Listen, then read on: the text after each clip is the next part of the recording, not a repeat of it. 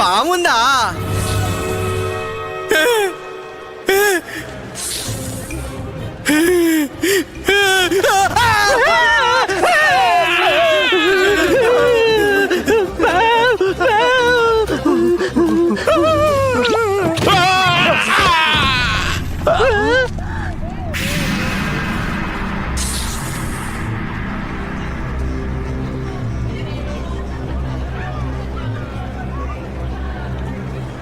చూసావా మిత్రమా, ఇలాంటి అందమైన దృశ్యం నీకు మళ్ళీ కనిపించదు. ముసలాడు బురదలో పడ్డాడు.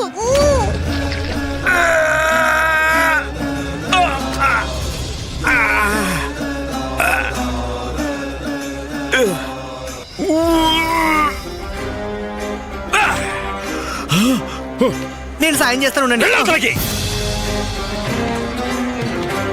వెళ్ళవతలకి దుర్మార్గుడా! నీ ఆకతాయి పనులు ఎవరితో చేశావో నీకు తెలుసా అసలు? క్షమించాలి మహానుభావ, నేనేమీ కావాలని చేయలేదు. నీకేమాత్రం తెలిసినట్టు లేదు. నీ ఎదురుగా నిలుచున్నది ఎవరు?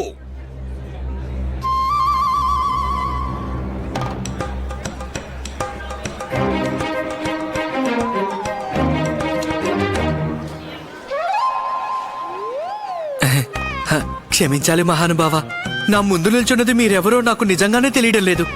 మీ మొహం అంతా బురద బురదగా ఉందిగా. ఇంతకీ తమరి ఎవరు? ఓరి మూర్ఖ! మేమెవరో తెలీదా? మా అలౌకిక వ్యక్తిత్వాన్ని చూసి దేవతలు సైతం తల వంచుకుంటారు. మేమే పండితుల్లో అగ్రగణ్యులమైన మహాపండితులమైన తాతాచార్య. నీ కల్పనకు నీ ఊహకు అందరంత పెద్ద పండితులం. మిమ్మల్ని కలిసినందుకు చాలా సంతోషం ఆచార్య. కానీ మీరు నన్ను క్షమించాలి మహాశయ. మీరు గొప్పవాళ్లు కావడం వల్ల నేను అల్పుణ్ణి అయిపోను కదా. ఏమన్నావు నువ్వు? అదేనండి, మీరైనా నేనైనా ఆ దేవుడు పుట్టించిన మనుషులం కదా. ఆయన దృష్టిలో చిన్న పెద్ద వ్యత్యాసం ఉండదు కదా. అదే విధంగా చూస్తే మీరు నేను సరి సమానమే కదా.